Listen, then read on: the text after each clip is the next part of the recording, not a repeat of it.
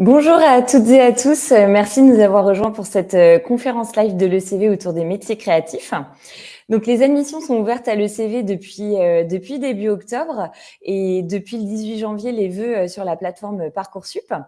Donc, nous avons souhaité aujourd'hui faire une conférence sur les métiers pour vous aider dans vos choix d'orientation et vous éclairer au mieux. Cette conférence est l'occasion aussi de répondre à toutes les questions que vous vous posez, à la fois sur les métiers, mais aussi sur le parcours que l'on propose à l'ECV. Donc, sans plus attendre, je vous propose de rejoindre mes invités pour cette table ronde avec Stéphanie, qui va rentrer. Bonjour Bonjour, Stéphanie. Avec bonjour à Florian, tous. Bonjour. avec Louis. Bonjour à tous. Salut Louis. Et avec Marie. Bonjour. Bonjour à tous, je suis ravie de vous recevoir pour cette table ronde autour des métiers. Donc, avant de démarrer, ce que je vous propose, c'est de vous présenter, puisque tous, vous faites partie de l'ECV et vous travaillez au sein de nos équipes dans les différents campus. Alors, je vous laisse vous présenter peut-être dans l'ordre d'arrivée. Ok, bonjour à tout le monde. Donc, moi, je suis Stéphanie Rapin. Donc, je suis la directrice actuellement de l'ECV Nantes. Voilà, je coordonne aussi le cursus design niveau national. Et puis, auparavant, j'étais architecte d'intérieur pendant 13 ans. Bonjour, moi c'est Florian, je suis responsable pédagogique du cursus digital à Bordeaux. Et auparavant, j'ai eu une expérience environ d'une dizaine d'années chez Cdiscount en tant que product manager. Voilà. Bonjour à tous, du coup moi c'est Louis, je suis le responsable du cursus animation de Lille et donc je m'occupe du game aussi partiellement et j'ai eu l'occasion avant de travailler en tant que modeleur 3D donc chez Illumination MacGuff. Je travaille pour des films comme Tous en scène, Mignon, Mario, etc. Merci Louis. Et Marie? Et bonjour à toutes et à tous. Donc, je suis coordinatrice pédagogique du cursus design à l'ECV Lille.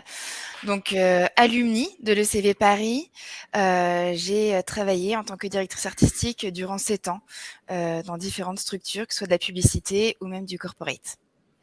Merci à tous. En tout cas, justement, cette conférence métier a fait sens puisque vous jouez un rôle au niveau de la pédagogie au sein de nos campus, mais vous avez aussi une vraie expertise dans vos métiers. Et c'est pour ça qu'on a souhaité faire la conférence ensemble. Peut-être avant de démarrer, resituer un petit peu plus le CV aujourd'hui. Donc, Stéphanie, est-ce que tu pourrais rapidement nous représenter l'école ? Bien oui, donc pour ceux qui ne la connaîtraient toujours pas, c'est une école, l'ECV qui a été créée en 1984, donc qui est maintenant une école référence puisque près de 40 ans d'expérience autour des métiers créatifs, donc que ce soit en design, en digital, en animation, en game, en archi intérieur, et puis 5 campus en France, donc Lille, Paris, Nantes, Bordeaux, Aix-en-Provence, avec une petite aussi marque de fabrique qui est l'ouverture très forte à l'international de l'école. Donc expertise métier, accompagnement humain, ouverture à l'international. Je crois qu'avec ça, on a bien résumé ce qu'est le CV aujourd'hui. Merci beaucoup. Alors, c'est vrai que cette conférence, elle est tournée autour des métiers puisque, je le disais au tout début, c'est l'ouverture de Parcoursup et le CV ne fait pas partie de Parcoursup. Ce sont des admissions en direct. On s'est posé la question de comment pédagogiquement vous éclairer sur les métiers auxquels on forme à l'ECV. Donc, dans nos 4 cursus, puisque à l'ECV, comme le disait Stéphanie, on forme au design, à l'animation, au game et au digital. Et du coup, on est parti sur l'analogie effectivement de la maison. Alors peut-être Florian, pour démarrer un petit peu cette table ronde, est-ce que tu pourrais nous éclairer un petit peu sur cette analogie qu'on va dérouler dans cette première partie de conférence? Oui, merci Lucie.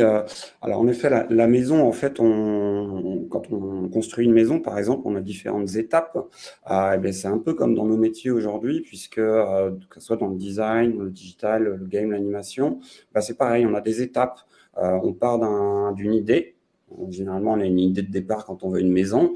Et puis, cette idée, elle grandit avec différentes étapes, que ce soit la conception. Puis, une fois qu'on est bien calé sur les plans, on commence à réaliser. Et puis, on a envie de faire connaître cette maison à nos amis, à notre famille, voire à d'autres personnes si on veut la vendre. Donc, on va communiquer aussi autour et on va faire la promotion de cette maison. Mais surtout, le plus important, c'est qu'on va vivre aussi dans cette maison. Donc, il y a pas mal de choses qu'on développe au sein de notre maison, que ce soit du divertissement, de la décoration, de l'interactivité. Et c'est un petit peu tout ça qu'on va essayer de vous raconter aujourd'hui à travers nos différents métiers et cursus à l'ECV. Eh ben c'est super. La première, effectivement, la première analogie qu'on avait envie de vous partager, c'était au niveau de l'architecture intérieure. Donc c'est un cycle. Aujourd'hui, on forme au design. On a 2 cycles, un cycle design graphique et un cycle architecture d'intérieur. Stéphanie, tu arrives justement avec cette expertise-là puisque tu as travaillé pendant 15 ans en tant qu'architecte d'intérieur. Et justement, comment au niveau des métiers auxquels on forme dans ce domaine, par rapport à ce qu'on vient de se dire, comment ça se passe justement en architecture? Oui, alors l'analogie, elle est évidemment très facile puisque de toute façon, l'architecte d'intérieur, il travaille la maison aussi parmi son champ d'activité, mais aussi tout un tas d'autres projets, que ce soit tout ce qui est espaces commerciaux, tout ce qui est hôtellerie, tout ce qui est exposition, espace temporaire, ça c'est la scénographie. Donc en gros, dans ces filières-là créatives, on a effectivement la conception et la réalisation. Là, on va être sur des métiers, l'architecte d'intérieur. Alors, les deux ne font pas la même chose, mais je pense qu'on y viendra peut-être un peu après sur les différences d'orientation, puisque ça, c'est toujours une question qu'on se pose quand on est étudiant. Est-ce que je fais de l'architecture ou est-ce que je fais de l'architecture intérieure? Sur la réalisation, on va avoir aussi des métiers comme agenceur. Donc, l'agenceur, c'est celui qui va construire des grands meubles qui vont être fixes dans une boutique, par exemple, ou dans un restaurant ou dans un hôtel.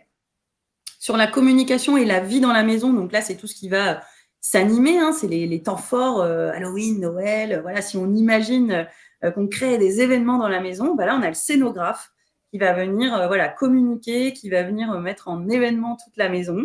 Et puis, qui découle de ça, le merchandiser, donc c'est ce qu'on appelle le secteur du retail, donc tout ce qui va mettre en valeur un produit, une marque. Le décorateur, qui n'est pas l'architecte d'intérieur, ça c'est aussi une différence, qui va organiser à quoi ça ressemble, la décoration de la maison. Et puis, quand on travaille l'image, on peut aussi parler d'un autre métier qui est aujourd'hui le perspectiviste 3D, qui va travailler la réalité virtuelle, comment on va communiquer autour de ce projet, cette maison, ce bâtiment, en se baladant à l'intérieur, mais de manière un peu, pas un peu, totalement virtuelle d'ailleurs. Voilà. Des métiers concrets. Et je pense que pour tous nos métiers qu'on va vous décrire ce matin, en fait, ce qu'il faut comprendre dans les métiers créatifs, c'est que c'est pas on met notre talent artistique, notre talent créatif au service de métiers très concrets. On a des clients, des briefs, des comptes rendus, des réunions avec des clients, etc. Et ce sont des métiers de la vie quotidienne, en fait. Ça, c'est très important, contrairement à, par exemple, des études aux Beaux-Arts, par exemple. Nous, on est vraiment des secteurs de l'art appliqué à une industrie. Et du coup, sur l'intérêt de ces jeunes étudiants pour ce domaine-là, comment ça se décèle l'intérêt justement pour se diriger vers cette filière? Alors, comment ça se décèle quand on est bachelier? Je pense que là, tout le monde peut répondre, parce que je pense qu'à mon avis, c'est la même chose pour tous nos domaines. En fait, souvent, on s'intéresse un peu à un domaine, soit on est passionné depuis qu'on est très jeune, ça arrive souvent. On a envie de faire ça parce qu'on est passionné. On adore refaire, en tout cas pour ce qui est de l'archi intérieur, on a envie de refaire toutes les pièces de sa maison, de la maison de ses parents. On a envie à chaque fois qu'on va se balader, on regarde ce qui se passe dans la rue, on est curieux de tout, on aime dessiner, on aime la lumière, les couleurs, les matériaux. La photo, voilà. Et donc souvent, ce sont des disciplines vers lesquelles on s'oriente quand on aime tout ça. D'accord. Et du coup, dans la suite, effectivement, merci Stéphanie pour l'architecture intérieure. On retrouve aussi, bah, évidemment, les métiers du design et de la communication visuelle. Donc ça, c'est plus l'expertise effectivement de Marie. Marie, sur la même idée, est-ce que tu pourrais, bah voilà, nous décrire ces métiers? Il y en a beaucoup. Des métiers dans le design. Donc pour nous expliquer un petit peu le rôle de chacun. Oui, oui, en effet, les métiers de design sont très larges et justement, ce qui est très riche, c'est qu'on a une base assez commune et qu'en fait, au fur et à mesure, on se spécialise. Donc je vais essayer d'être assez claire par rapport à tout ça, mais ce qu'il faut vraiment savoir par rapport au métier, de la communication, visuelle et de la direction artistique, c'est vraiment qu'on peut vraiment aussi toucher à tout. C'est-à-dire que comme le disait, justement Stéphanie, si on est curieux, si, on est créatif, on peut en effet continuer à être curieux dans son propre métier, notamment en direction artistique et communication visuelle. Donc, d'un point de vue de la conception, en effet, j'ai tout de suite pensé au directeur de création. Donc le directeur de création, se trouve surtout, en fait, dans le domaine de la publicité, puisque oui, la publicité est quand même la référence, on va dire, en communication visuelle. Ensuite, nous avons surtout dans les métiers de conception et de réalisation le directeur artistique, mais le directeur artistique peut également aller en fait, sur tout, en fait, toutes les catégories de la maison qui appartiennent à la maison. C'est surtout, en fait, un grand créatif. Donc, il part en effet du concept jusqu'à la réalisation et ensuite il peut développer jusqu'au bout et jusqu'à la vie de la maison. Le designer graphique peut être aussi à l'origine de la conception, mais il est surtout là pour répondre en fait à une demande, un brief, et à le conceptualiser, à le réaliser en fait de manière plus visuelle et très créative. Ce qu'il faut savoir sur ces métiers-là, c'est qu'en fait, le but est de sortir de la standardisation, en fait, de tout ce qu'on peut voir autour de nous d'un point de vue visuel et de répondre avec une vraie expertise en fait, créative et de l'image à la demande d'une marque, en créant un logo, en faisant une publicité, en illustrant, en faisant de la typographie et cetera. Et ensuite, dans ce qui est vraiment communication et vie, donc les 2 pour moi sont clairement indissociables parce que comme tout, on va dire créateur, on a envie d'aller, voilà, jusqu'à la vie et jusqu'à justement, l'effet, on va dire, du concept et de la création qui est réalisée. Donc nous avons cette fois les spécialités. Donc là, c'est vraiment plutôt une véritable, expertise et réalisation créative autour d'un métier très spécifique.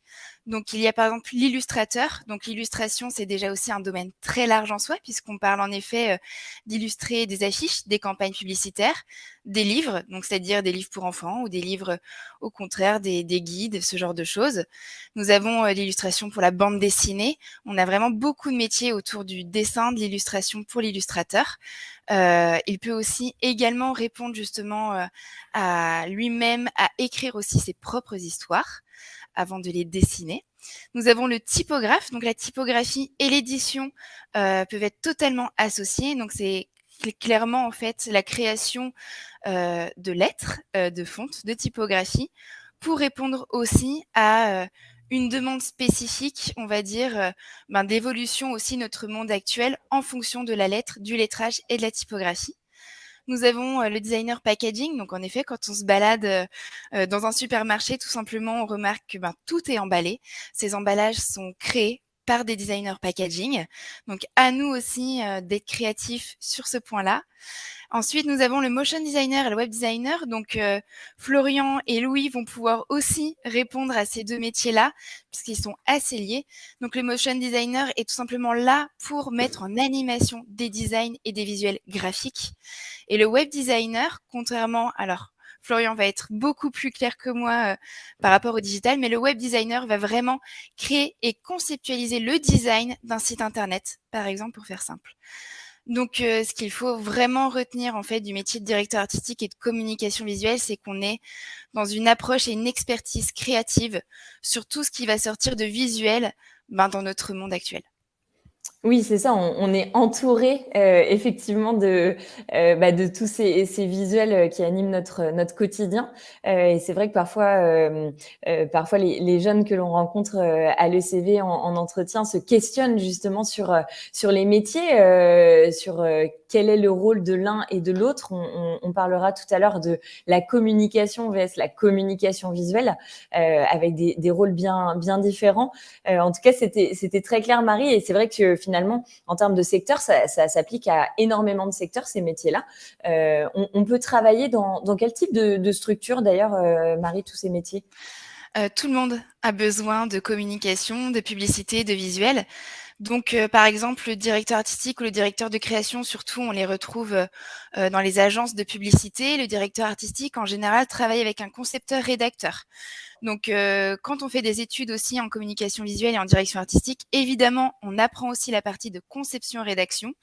Mais en effet, par exemple, quand on fait un spot publicitaire, il y a quelqu'un qui va rédiger les textes, les discours, les dialogues des personnages, et le directeur artistique va mettre en image tout ça. Donc, ce sont vraiment des binômes spécifiques dans les agences de publicité.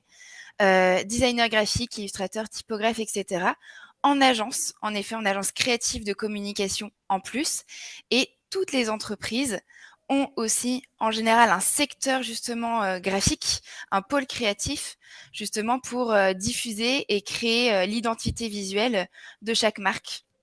Il y a également, alors ça c'est un autre secteur aussi, des designers qui sont freelance tout simplement et qui répondent de manière indépendante en fait à des demandes de création graphique. Oui, tout à fait. Et finalement, ça s'applique à tout le monde. Oui. Et c'est ça, Lucie, je crois que tous nos métiers, à mon avis, on va le voir aussi avec le digital et l'animation, en fait, c'est des métiers du quotidien, c'est des choses qu'on voit dans la vie quotidienne et on intervient sur toute la vie quotidienne des gens, de leur habitat, hein, quand ils vont au cinéma, ou quand ils téléchargent une application, ou quand ils regardent une affiche, ou qu'ils ouvrent un packaging. C'est vraiment des métiers de la vie quotidienne. Je crois que c'est ça qui est le plus... Ouais, c'est exactement ça.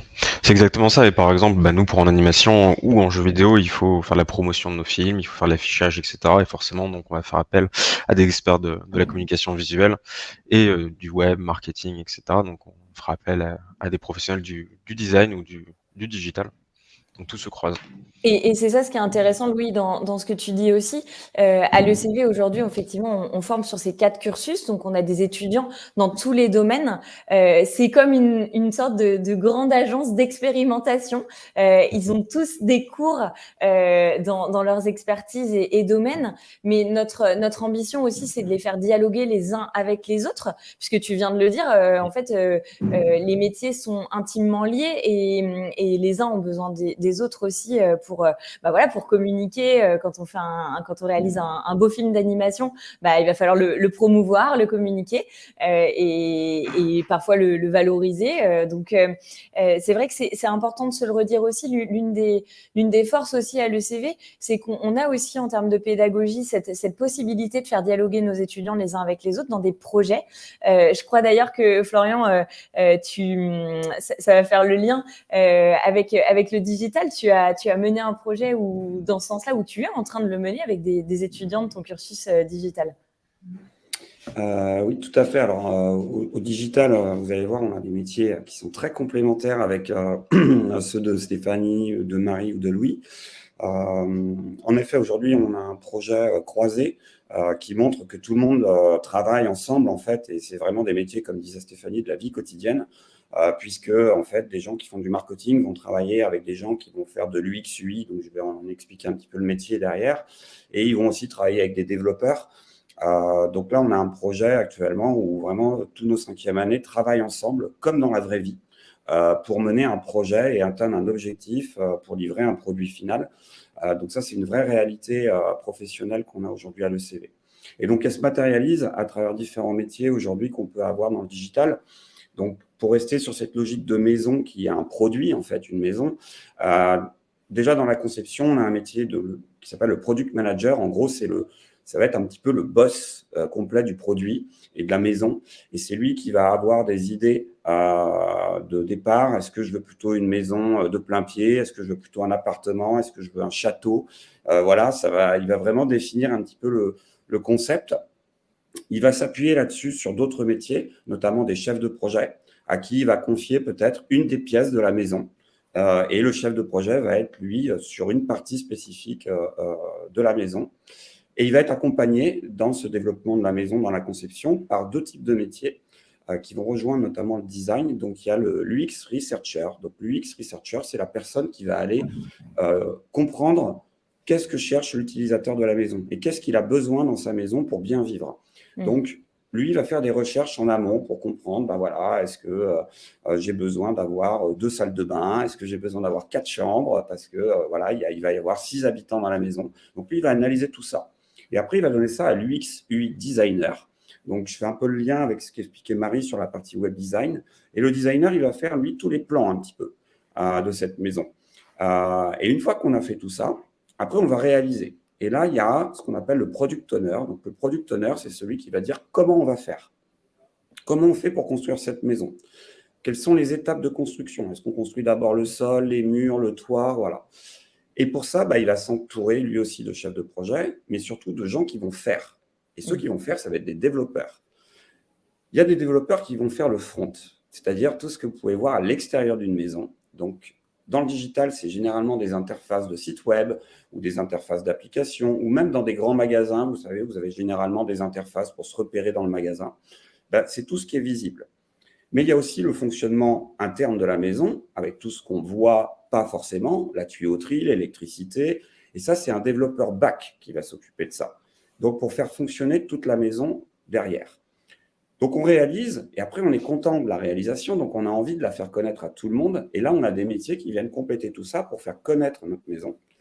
Et notamment le responsable marketing digital qui, lui, va organiser, on va dire, tout le plan d'action pour savoir à quelle personne on doit communiquer des choses.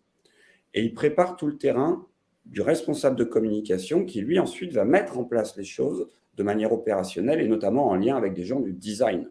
Ça peut être notamment en lien avec des directeurs artistiques qui vont venir aider à créer tout le concept un petit peu de communication autour de notre maison. Et après, il y a des gens qui vont s'occuper de diffuser toute cette communication, donc des traffic managers. Donc, c'est des gens qui vont aller sur différents types de réseaux, faire de la publicité autour de notre maison pour générer du trafic vers notre maison. Et il y a des community managers qui vont piloter après, une fois, toute cette communauté qui arrive dans la maison pour animer tout ça. Puis, une fois qu'on vit dans la maison, on va s'assurer qu'elle fonctionne bien. Donc, de temps en temps, on va aller analyser un petit peu si les choses se passent bien en faisant des analyses de data, notamment. Par exemple, votre consommation d'électricité, d'eau, c'est exactement ce qu'on fait dans le digital. On va aller analyser si le produit fonctionne bien.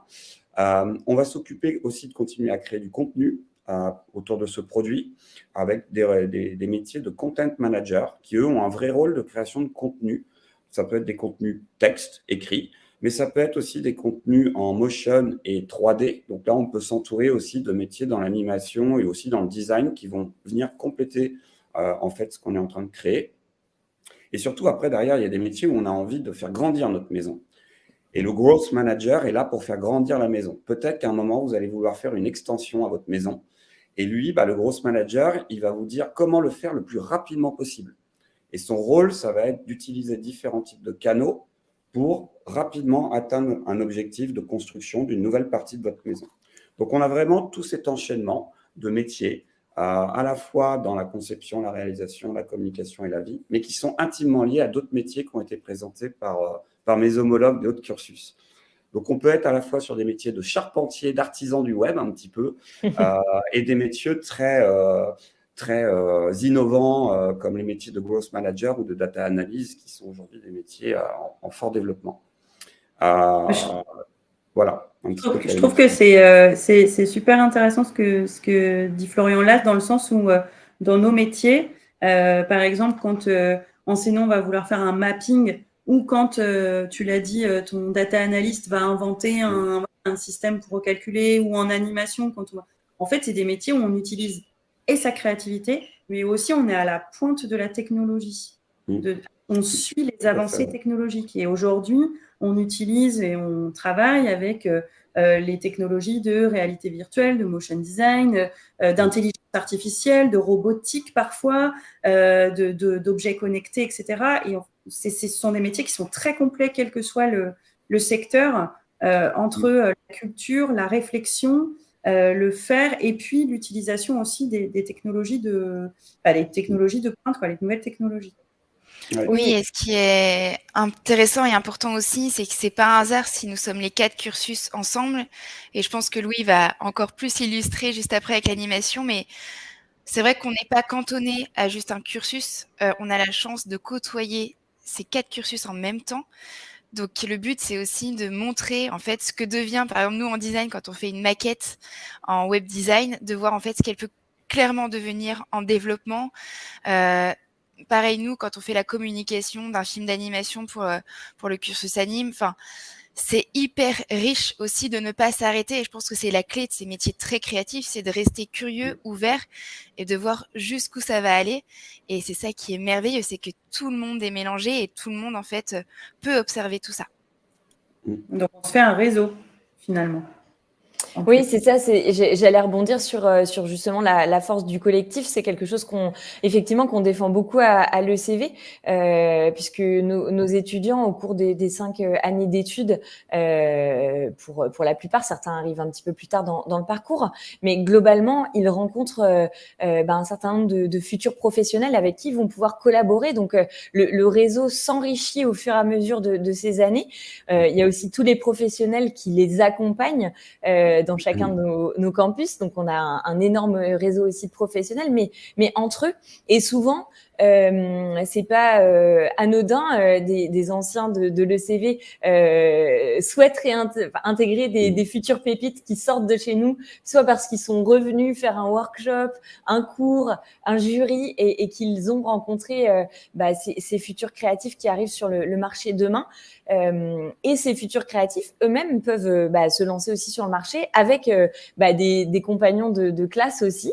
On en a vu qui se lançaient à aller démarcher les agences et autres. Donc c'est vrai que cette notion de réseau, elle est très importante et de collectif.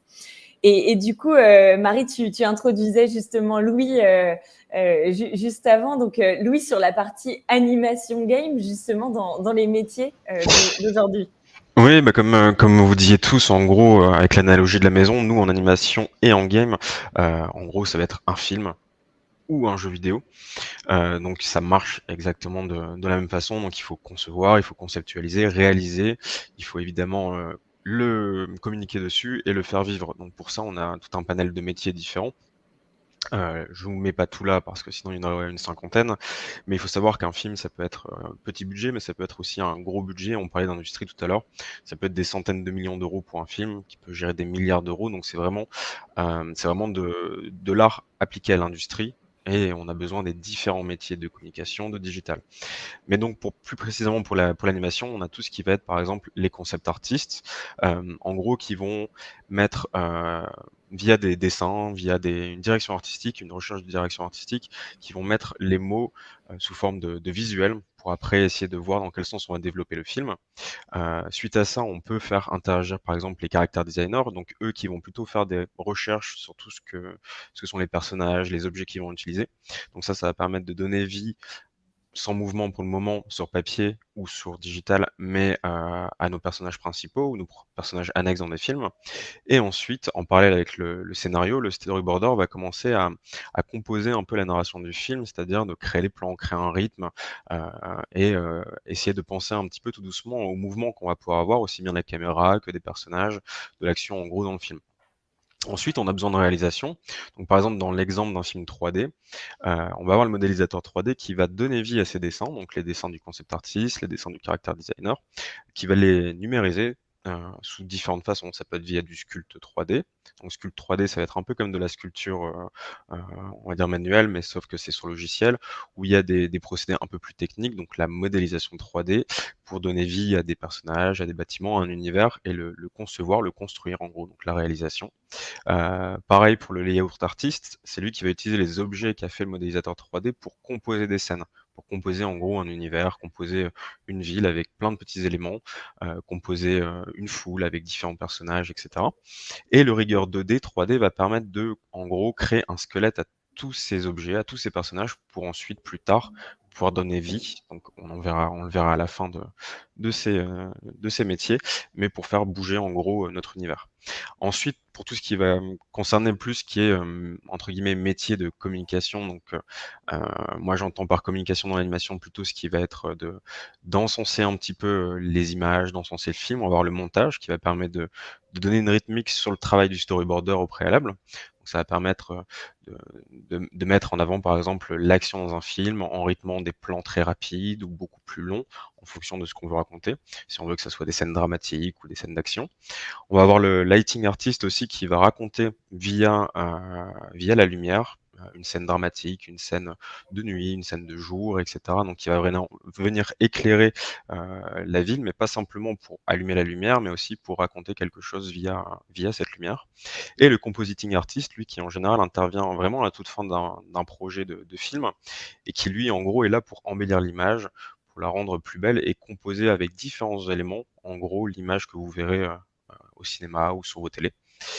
Et donc pour tout ce qui est vie, là j'ai plutôt mis des métiers qui concernaient vraiment le fait de faire vivre nos images, donc ça va être l'animateur 2D ou 3D. Alors c'est aussi bien, tout est valable en jeu vidéo qu'en animation évidemment. L'animateur 2D 3D, c'est celui qui va faire bouger les personnages, qui va faire bouger les objets, les véhicules, etc. Donc là, la vie prend tout son sens évidemment. Le texture artist, c'est lui qui va mettre tout ce qui est couleur, tout ce qui est matériaux sur nos personnages. Donc c'est aussi des métiers qu'on peut retrouver évidemment, comme on en parlait tout à l'heure avec Stéphanie, en architecture d'intérieur, parce qu'à un moment il va falloir décider de ce qu'on va mettre sur nos éléments, sur nos canapés, sur nos murs, etc. Donc les textures interagissent. Et ensuite tout ce qui va être VFX artiste, c'est tout ce qui va être en rapport avec les effets spéciaux. Donc ça peut être par exemple des flammes, ça peut être une tempête, ça peut être une explosion, ce genre de choses. Et là, pareil, ça fait vivre le film, ça vient donner du cachet en plus à l'image, à l'action. Et voilà. Et du coup, comme Marie pouvait le dire tout à l'heure, effectivement, on a besoin aussi des métiers des autres cursus pour vendre nos films, pour communiquer autour, pour trouver des budgets, pour analyser aussi ce qui peut être important de traiter comme thématique, parce que évidemment, il y a des thématiques qui intéressent plus selon les moments, donc on va faire appel au métier du digital, ce genre de choses. Voilà à peu près pour les métiers de l'animation. Il peut en avoir une 50aine de plus, mais là j'ai synthétisé simplement. Je me permets de rebondir, Louis, par rapport aussi à ce que disait Lucie tout à l'heure sur la partie, c'est un collectif, tous ces métiers, on se complète tous. Et en effet, le cursus animation, par exemple, à Bordeaux, fait souvent appel au digital pour, au moment de la réalisation de leur film, et notamment la partie communication du film, parfois ils viennent nous voir pour nous demander en fait si on ne peut pas les aider à construire leur stratégie de communication autour de ça. Et même, parfois ils vont voir les gens du design ensuite pour la réalisation en fait de leur campagne de communication autour de leur film d'animation. Donc voilà, je me permettais de compléter pour montrer vraiment ce lien aussi qu'on avait. Tout à fait. Et puis de toute façon, un typographe qui vient du design est bien plus expert pour faire une typo d'une affiche, d'un titre de film que quelqu'un d'animation. C'est chacun son métier, mais chaque métier peut interagir sur d'autres domaines. Donc ça, c'est essentiel qu'ils puissent interagir entre eux sur des projets plus ou moins communs. Stéphanie, je crois que tu voulais compléter peut-être ? Non, mais je suis parfaitement d'accord avec tout ça. Je pense que c'est une chance. En fait, on peut comme ça créer des workshops des workshops, donc des semaines un peu intensives où il y a un objectif. Et l'idée, quand on a la chance d'avoir tous ces cursus qui se côtoient, effectivement, c'est qu'on va prendre tous les étudiants avec leur expertise différente. Si je prends, on vient de parler là de texture artiste ou de voilà, si on se dit on va faire en fait, on va faire travailler les archéintes, les développeurs, les animateurs et même les designers sur un sujet de décor animé en réalité virtuelle, mais dans lequel on peut s'immerger totalement. En fait, tous nos étudiants, tous nos cursus peuvent bosser dessus. Et ça nous intéresse beaucoup parce qu'en fait, ils réfléchissent pas forcément avec le même angle d'attaque, mais l'objectif est le même. Et c'est ce qu'on retrouve aussi dans la vie professionnelle. On fait tous des métiers où on a des collaborateurs, on n'est pas seul. Même si on peut le faire en freelance, à chaque fois, on a quand même besoin des autres. Oui, et puis il y a une complémentarité. Complémentaire et hyper intéressant. Aussi bien au niveau des connaissances, mais que des logiciels aussi employés, forcément. Oui, tout à fait. Enfin, je trouve que c'est hyper intéressant de recontextualiser à chaque fois dans chacun de vos métiers, de montrer aussi ce dialogue. En tout cas, ça nous semblait important aussi de trouver un axe pour vous les expliquer les métiers, de façon pédagogique. On voulait aussi pendant cette conférence, donc merci à tous d'y avoir répondu. On voulait aussi vous expliquer un petit peu plus certains termes qu'on retrouve parfois lors des entretiens d'admission, justement, des termes qui s'opposent et où il nous semblait important de vous éclairer, comme par exemple, Stéphanie t'en parlait tout à l'heure au début de la conférence, architecte vs archi d'intérieur. Voilà, c'est quoi concrètement la différence justement entre ces deux métiers?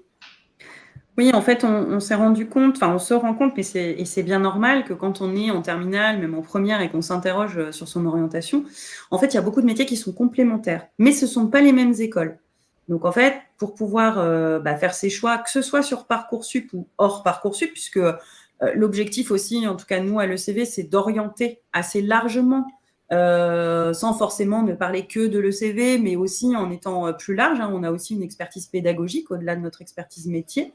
Donc, on connaît aussi très bien les circuits publics, les écoles, même les autres écoles privées, etc. Donc, on arrive assez bien à orienter un étudiant pendant son entretien d'admission, les entretiens d'orientation qu'on mène à l'école. Et souvent, en tout cas pour ce qui est de l'archi intérieur, on se pose la question, est-ce que je fais des études en école d'archi ou est-ce que je fais de l'archi intérieur? C'est pas la même chose. Ce sont des métiers qui sont complémentaires. En fait, là, je vais vulgariser parce que je ne vais pas rentrer dans la complexité de chacun des métiers parce qu'on n'a pas le temps. Et puis voilà. Donc, je ne veux pas vexer ni les architectes ni les architectes d'intérieur. Je précise, c'est vraiment pour vulgariser. Mais moi, je l'explique souvent comme ça. C'est juste qu'on ne travaille pas à la même échelle. L'architecte va travailler à l'échelle de la ville. Donc, il travaille des bâtiments, des infrastructures, des ponts, des moyens de transport, etc. Enfin, il dessine la ville, le quartier, et son moyen d'expression artistique qui se voit finalement pour n'importe qui, c'est la façade finalement de cet immeuble-là qu'il va construire. Et puis, l'architecte d'intérieur, c'est complémentaire. Lui, il ne construit pas, ou très peu, il construit que jusqu'à 180 mètres carrés, donc c'est pas beaucoup. Au-delà, il faut faire appel à un architecte. Il va travailler tout ce qui est plutôt à l'échelle humaine. Tout à l'heure, on parlait d'extension de maison. Une extension de maison, un architecte qui est un maître d'œuvre peut mener ce travail d'extension de maison.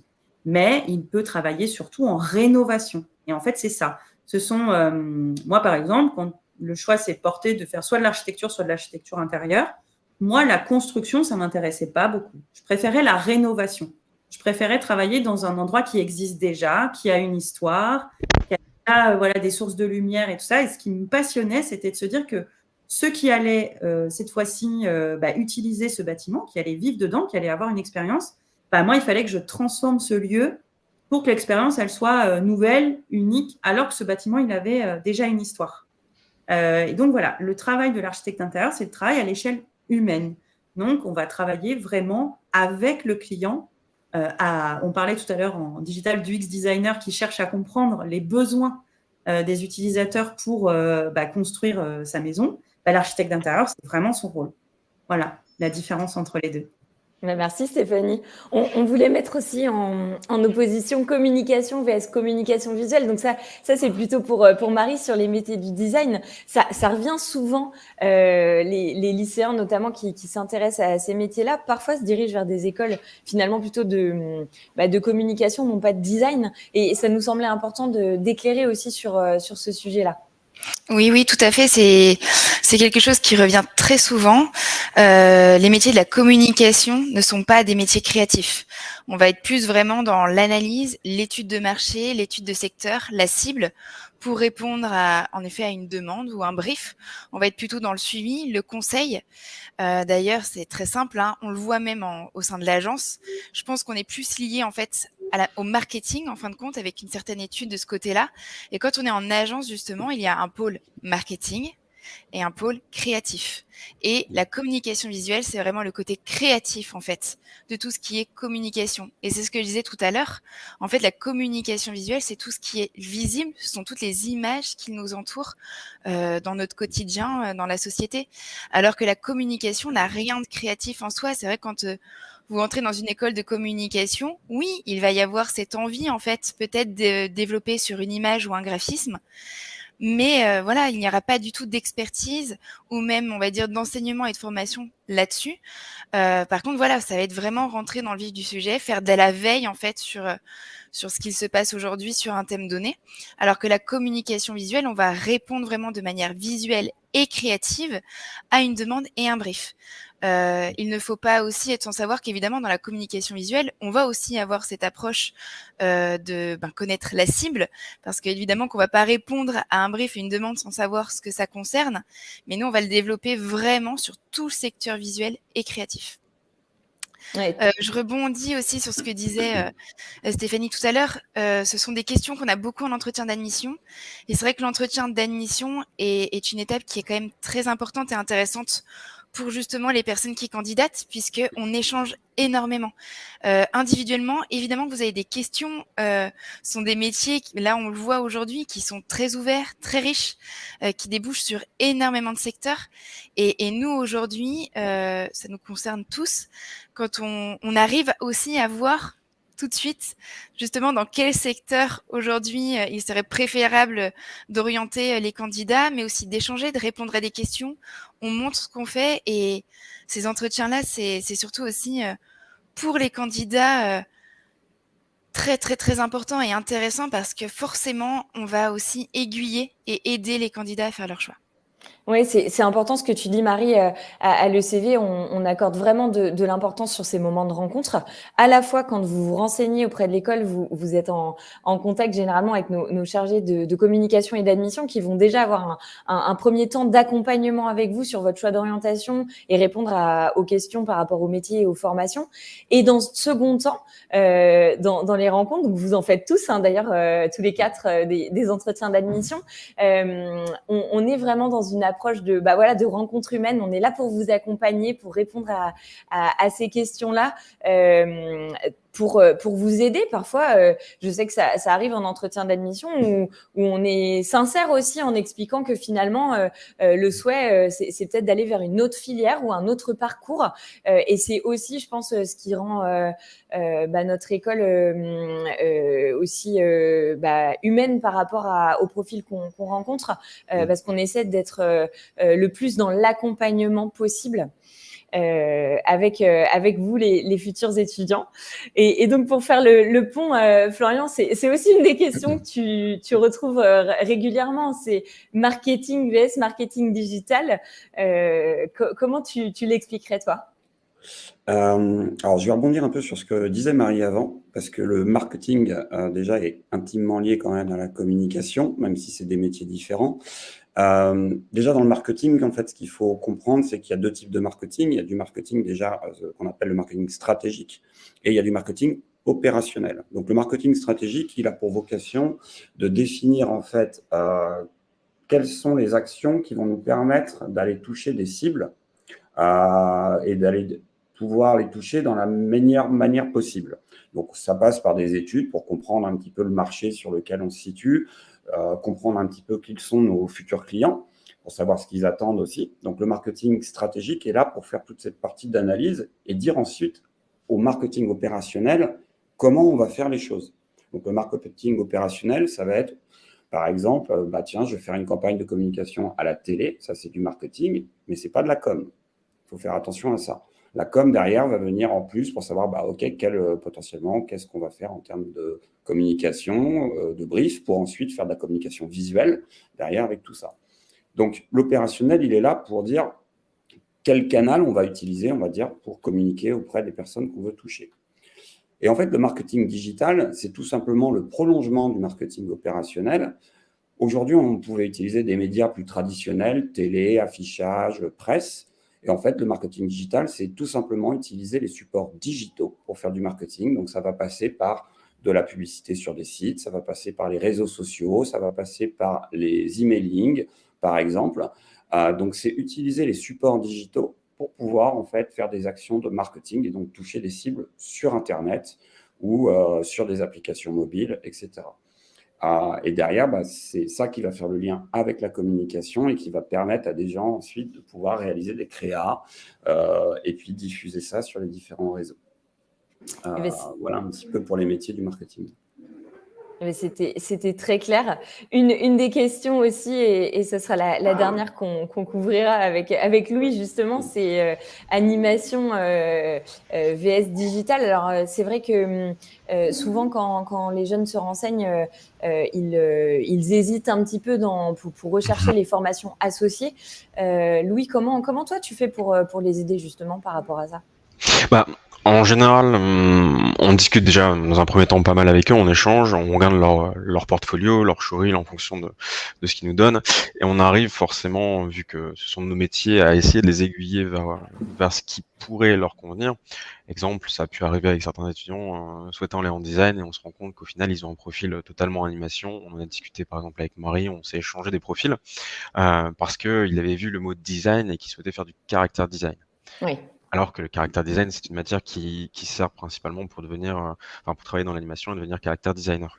Alors des fois, c'est vrai que les termes des métiers peuvent induire en erreur. Donc nous, on est aussi là pour voir un petit peu les envies. Et c'est souvent aussi lié à des passions de dessin qui viennent souvent d'il y a longtemps, etc. Et les étudiants, futurs étudiants, ont envie de travailler ces domaines-là. Et par exemple, pour là, en l'occurrence, l'animation digitale, donc ça peut être par exemple sur des métiers comme la modélisation 3D. Modélisation 3D, il faut savoir qu'il y a plusieurs applications à ça. Il peut y avoir une application comme dans les métiers d'animation qui va être pour vocation artistique, donc se retrouver dans un film d'animation. Ça peut être aussi de l'illustration 3D, mais il y a des chartes très techniques et qui permettent de réaliser au mieux un film. On va pas rentrer dans le détail, ça c'est les choses que vous verrez une fois que vous serez en études évidemment, mais il y a des codes et par exemple en digital ça va être plus une application qui va aller vers la vente web, comme vous pouvez en parler Florian, on va parler de digitalisation, de web, mais ça peut être aussi vers de la réalité virtuelle. Donc c'est vraiment des applications qui sont différentes parce qu'il y a des processus techniques différents. Il y a un fond commun évidemment, on peut rebondir quand on est dans un cursus dans un autre plus tard professionnellement, il y a peut-être une petite part de reconversion professionnelle, mais en tout cas les acquis sont les mêmes, mais ça a pour vocation des métiers différents. Par exemple, on pourrait aussi parler de modélisation 3D en ingénierie pour concevoir des avions, des choses comme ça. C'est encore un autre domaine, c'est sur les mêmes bases, mais c'est des conceptions, des réalisations qui sont différentes. Oui, c'est pour ça que c'est important lors de ces entretiens d'admission et puis également lors des temps de rencontre avec nos écoles. On a justement des portes ouvertes dans chacune de nos écoles. C'est l'occasion aussi d'échanger avec vous, les professionnels, nos étudiants aussi qui sont en train de suivre ce parcours d'études à l'ECV. Et justement, on va arriver vers la fin de la conférence. On a beaucoup parlé des métiers. On a vu aussi cette différence Parcoursup, hors Parcoursup. Donc, je le redis, mais effectivement, l'ECV est hors Parcoursup en termes d'admission. Stéphanie, peut-être pour repréciser justement sur cette notion-là, c'est quoi la différence concrètement ? Alors, Parcoursup, c'est le système des écoles publiques et hors Parcoursup, souvent, c'est plutôt les écoles privées. Il y a des côtés positifs aux deux. Pour ce qui est, je vais dire tout de suite, pour le secteur de l'animation et du game, il y a très, très peu d'écoles sur Parcoursup. Pour tous les étudiants qui s'intéressent à ces cursus-là, effectivement, il faut de toute façon se renseigner sur les écoles privées aussi parce que Parcoursup ne pourra pas répondre à toute la demande. Il y a trop peu de formations publiques sur les filières de l'animation, de l'illustration, du game, etc. Pour ce qui est du design ou de l'archi-int ou même du digital, effectivement, il y a beaucoup de formations sur Parcoursup. Ça va des DNMAD aux IUT. Voilà, donc il y a des formations qui sont très, très diverses.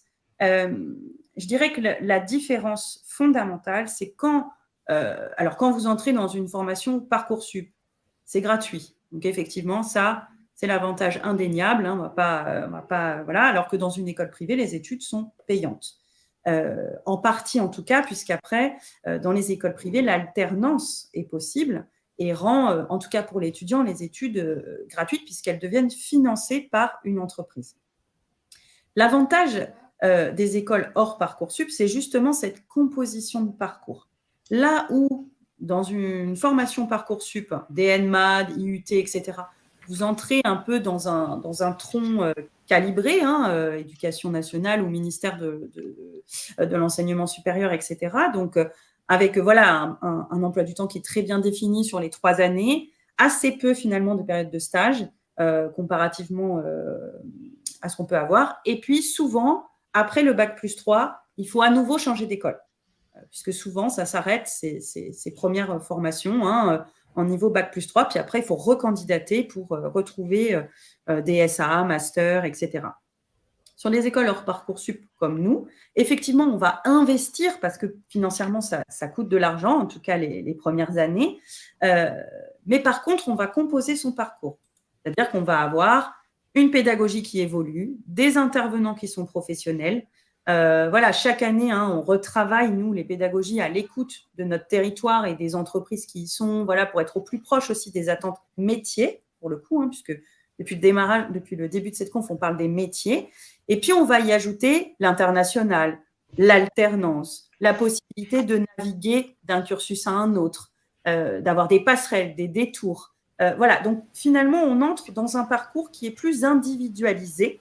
Je crois que voilà, le schéma d'études le montre.